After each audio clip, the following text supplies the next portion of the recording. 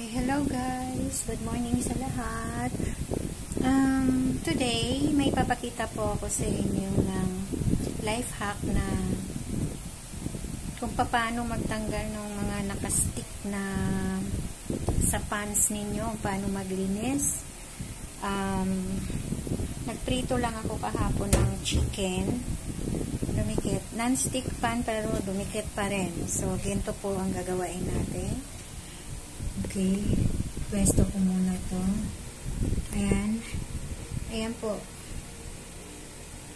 Nakadikit yung residue nung aking marinade doon sa chicken. So, ang gagawin po natin first is hugasan natin to ng ating pan. Ayan. Para po matanggal yung sebo, huwag itong pilitin na kuskusin yan kasi tapos sasabunan natin para matanggal po yung sebo.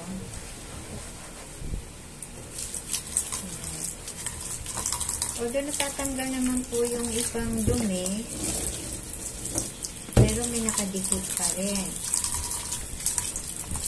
So, after natin siyang hugasan, ayan, wala na pong sebo.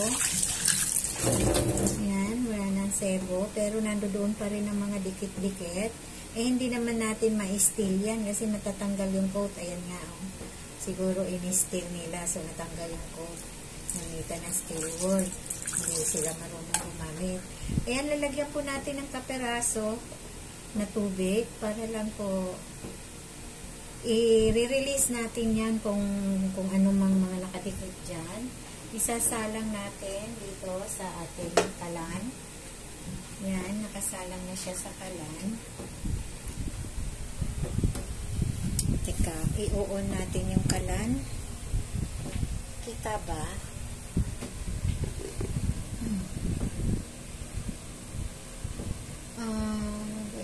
Kita ba ninyo? Adjust ko na. Ayan.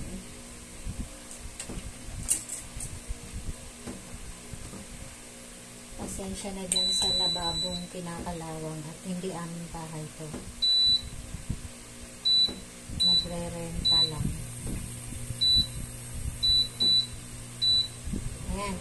So, pakukuluin po natin ang tubig na nilagay natin. Ayan po. Pakukuluin natin yan. Kita ba? Yan. Pakukuluin yan. Tapos po, medyo ipupush. Pagkulo na, ipupush natin itong shansi natin na pang non-stick din para matanggal siya sa pagkakadikit. So, ihintayin natin na tumulo yung tubig.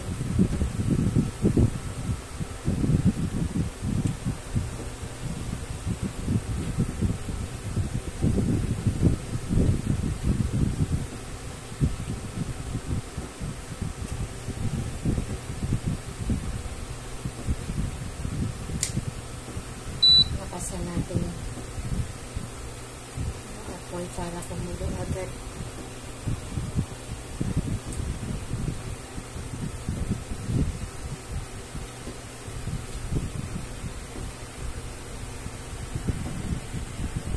Kita ba kung nilalapag na?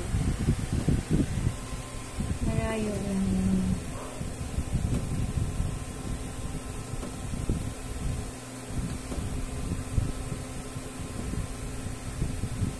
So, yan guys. Lapit ko para makita niyo. Yan. Kumukulo na siya. Tapos, try natin. Ayan. Natatanggal po yan eh. Ayan. Ayan. Ayan o. Dami na niyan lumulutang na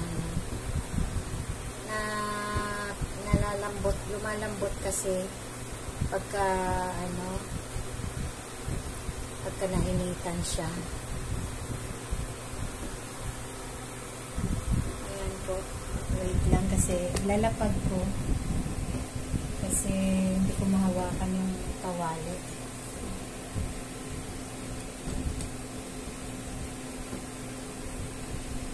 Ganyan lang. Puput-putin nyo lang pag kumulo na.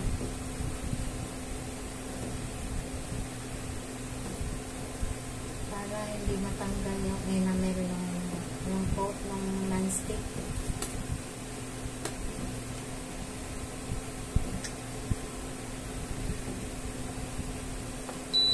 So, ayan guys. Tatapon natin. Dami, oh. Daming natanggal. So, ayan ang itsura niya. Meron pang natira. So,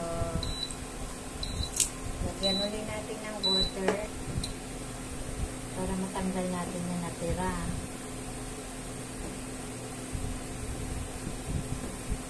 Ganyan lang po. Lalo na pagka nagpa-fry kayo ng tocino, madikit dahil doon sa asukal.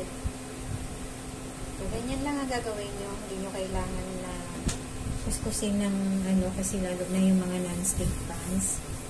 Kuskusin ng steel wool. So, ganyan yung process na gagawain nyo. Ayan, marami tayong natanggal. Ayan, sana yun. Ayan o. Ito po. Ay, sandali lang po.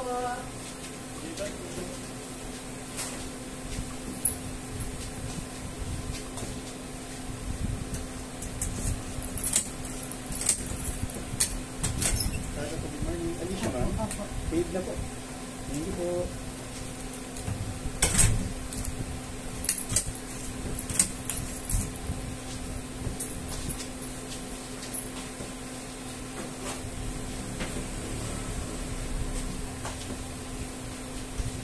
Ayan, kumulo na ulit siya. Puput-putin po natin yung ibang dikit na hindi ko natanggal sa unang painit natin.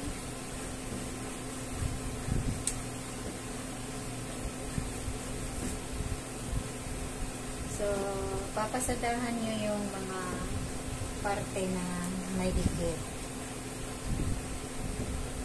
Ayan.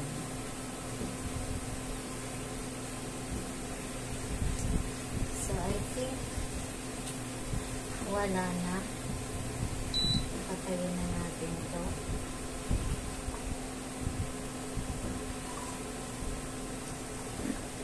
So, ayan. Malinis na po. Itong mga bata, yung mga anak ko, inano nila to. Kinusko siguro nila ito na, ayan, natanggal yung coat. Kinusko siguro ng steel wool. Baka hindi nila malinis. Hindi nila alam paano maglinis. So, yun lang guys. Yung additional video ko on how to remove sticky things on your pan.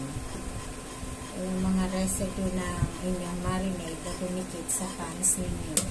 Okay? That's all for today. Thank you for watching. Please subscribe and like my videos. Thank you.